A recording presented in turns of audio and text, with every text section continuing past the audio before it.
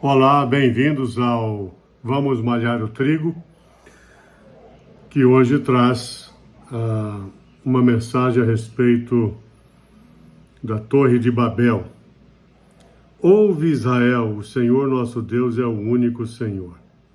Isso está escrito em Deuteronômio 6,4. Não há outro Deus. Aqui temos a exclusividade de Deus, né? Ele é o Criador, Ele é o primeiro e o derradeiro, né? E o último, o Alfa e o Ômega, o princípio e o fim. O Eterno é o nosso Deus, o único Deus. Então, tudo que ganha lugar no nosso coração, ganha o lugar de Deus no nosso coração, torna-se um ídolo.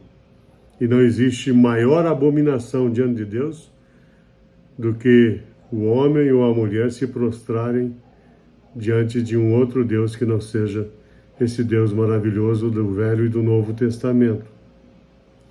Os estatutos externos e eternos estão na palavra de Deus. Você precisa entender isso. Não há uma nova Bíblia que anule a Bíblia que já existe. Há profetas verdadeiros e há profetas falsos também. A Bíblia narra a respeito dos dois. Mas quero te chamar a atenção hoje sobre um ocorrido tecnológico na época da Torre de Babel. Ora, toda a terra tinha uma só língua e um só idioma, né? Estamos aqui em Gênesis, no capítulo 11, versículo 1. Versículo 2 diz: E deslocando-se os homens para o oriente, acharam um vale na terra de Siná, e ali eles habitaram. Disseram uns aos outros: Eia, pois façamos tijolos e queimemo-los bem. Aqui está, né? Primeiro ato tecnológico.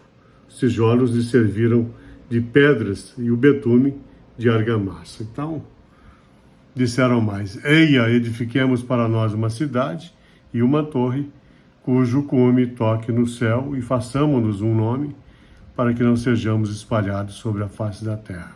Então, venha. Eles tinham medo, na verdade, né, de serem dispersos sobre a terra, queriam ficar juntos. Então, a tecnologia posta em ação, né, talvez aí a primeira olaria que surge na história da humanidade. Aí eu pergunto para você, a tecnologia, ela é boa ou ela é ruim? O que você acha? Então, tudo vai depender de como nós vamos usar essa tecnologia, não é? No caso da Torre de Babel, ela foi usada para o mal. Mas por que para o mal? Os homens foram para a terra de Siná, não é? As pedras eram fraquinhas, elas esmiuçavam, não eram propícias naquela região para a construção, então eles tiveram a ideia de queimar, né, o barro ali e fazer o tijolo. Por quê? Eles queriam construir de qualquer maneira uma torre. Então, meu caro construtor, né, meu caro pedreiro, presta atenção na edição de hoje do Vamos Malhar o Trigo. Por que usaram da tecnologia da fabricação de tijolos para o mal? Por que será que eles usaram para o mal? Porque queriam construir uma cidade e uma torre cujo cume, o topo, toque o céu. Por que eles queriam tocar o céu? Eles tinham medo que Deus os espalhasse sobre a face da terra e quiseram resolver o problema. E como vamos resolver esse problema? Tocar o céu representa o desejo de chegar à morada celestial e destituir o trono do Todo-Poderoso para que ele não os espalhasse sobre a face da terra. Façamos-nos um nome, eles disseram. Então, por que alguém quer fazer um nome, quer ficar famoso? O que isso quer dizer? Tocar o céu? Quer dizer fazer um nome, ficar famoso, tomar o lugar de Deus? Esse não seria o mesmo desejo de Lúcifer? É a palavra que em hebraico quer dizer transportador da luz. Deus criou o bem e Deus criou o mal também.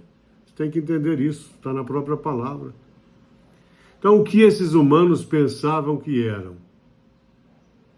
Diz o Midrash, que é um livro paralelo da cultura judaica, que quando eles lançavam um tijolo de uma para outra pessoa nos andaimes daquele edifício, na tentativa da construção da torre, o tijolo caía, então eles choravam amargamente.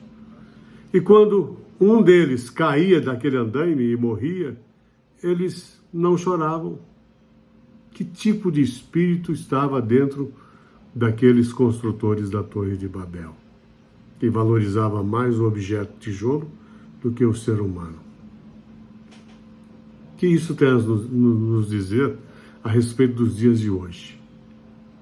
E quem que estava ali por trás de tudo aquilo? De que espírito eram aquelas pessoas? Quem era o líder da revolta e da rebelião contra Deus? Nimrod, um rei perverso, forte e poderoso, um rei que traz em seu próprio nome, Nimrod, a palavra revolta. Ai daquele que se revolta contra o Criador. Ele cria a idolatria da autoadoração. Se considerava o próprio Deus e por isso o povo devia adorá-lo. Então, tocar o céu não era somente realizar um feito extraordinário e por isso ficar famoso, como o homem que pisou na lua. Mas o seu objetivo último, uma vez que se considerava um Deus, era destruir o Deus dos judeus. Assim, ele seria o único a ser adorado. Que presunção, não é mesmo? Hoje Deus manda embora o espírito da revolta, da rebeldia e da presunção da sua vida. Hoje Deus destrona Satanás do seu caminho, da sua vida. Hoje a pedra angular, a pedra da esquina de onde saiu água ao toque da espada de Moisés, entra na sua construção. Não é como a pedra que se esmiuçava daquela região naquela época. É uma pedra mais forte que os tijolos bem queimados da construção de Nimrod. É a forte rocha da justiça, Yahshua, que entra na sua edificação. Glória a Deus nas alturas. Então, o mecanismo de manipulação usado aqui por Nimrod, né, para convencer o povo a adorá-lo, era dizer que um Deus só era pouco. Mas no fundo ele queria mesmo era ser o único dominador. Ele chegou a levar a Abraão para a fornalha. Você sabe da história, porque Abraão o repreendeu, dizendo que só existe um Deus. Então, quando Abraão defendeu esse Deus único, ele o lançou na fornalha, por um teste, não é? E Abraão continuou vivo, porque Deus guardou Abraão. O adversário está desafiando Deus, está desafiando a sua vida, o seu próprio Deus. Não adianta disfarçar, né? O Nimrod não foi o único a se voltar contra Deus depois do príncipe que entrou nas trevas e perdeu a sua luz. O faraó do Egito também tentou ser maior do que Deus. Você sabe da história, né? Ele ia fazer suas necessidades fisiológicas, para você ter uma ideia, escondidas no rio Nilo. Um dia o Moisés e o Arão viram. Né? Então, por quê? Porque uma pessoa que é um Deus, como ele se considerava, e queria que o povo o visse como um Deus, não fazia necessidades fisiológicas como os humanos normais. Nabucodonosor foi outro que teve que ser transformado pelo Todo-Poderoso, né? Um rei licantropo, né? Teve que ficar louco para admitir que existe um Deus maior que ele. Foi lá pastar junto com os animais, licantropo, louco, né? Só voltou depois que admitiu que Deus era maior que ele. Mas não adianta, sabe? Deus transformou aqueles que estavam lá só para ficar na torre em pessoas dispersas. Os que queriam ter mais que um Deus para propagar a idolatria ficaram loucos. Aqueles que tentaram lutar contra Deus, Deus confundiu a sua língua. A torre é destruída. O intento do adversário cai por terra. Saiba disso. Babel vem do hebraico Balu, que quer dizer está tudo misturado. Que isso tem a ver com as novas ideologias reforçadas dia após dia pelas principais mídias tradicionais, principalmente no Brasil. Há até programas de televisão que têm como título Junto e Misturado. Programa de humor. Embora queiram dizer que é apenas um programa de humor, sabemos que há uma conotação ideológica, tudo misturado. Você entendeu? Mas o nosso Deus é único e Ele é o mesmo. Há um outro líder mundial aí,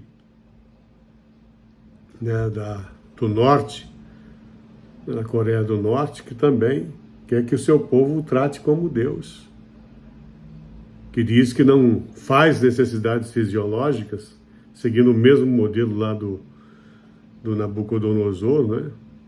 Do rei que foi fazer suas necessidades escondido, né? Lá no Nilo, para ninguém ver e achar, não, então ele é humano como nós. Então tem um líder da Coreia do Norte que faz a mesma coisa nos dias atuais. O que tudo isso está nos mostrando? Que o espírito do anjo decaído, do anticristo, o espírito que é contrário a Cristo, contrário a Deus, contrário à palavra, ele já está no mundo, conforme os evangelhos já diziam, os evangelistas já diziam, e ele está entrando em pessoas, e tempo em tempo ele entra, e ele continua aí, até a vinda triunfal do Filho de Deus, em nuvens de glória com os seus anjos, para destronar, né, esmiuçar os reinos terrenos e estabelecer o seu reino para sempre, nos atraindo, nos levando para o reino da sua glória. Hoje, a arrogância, o orgulho da construção da torre na vida de cada um de nós cai por terra e entra a humildade, entra a simplicidade, a fé e o culto ao Deus único de Israel, que criou os céus e a terra. Harashimaturinaya.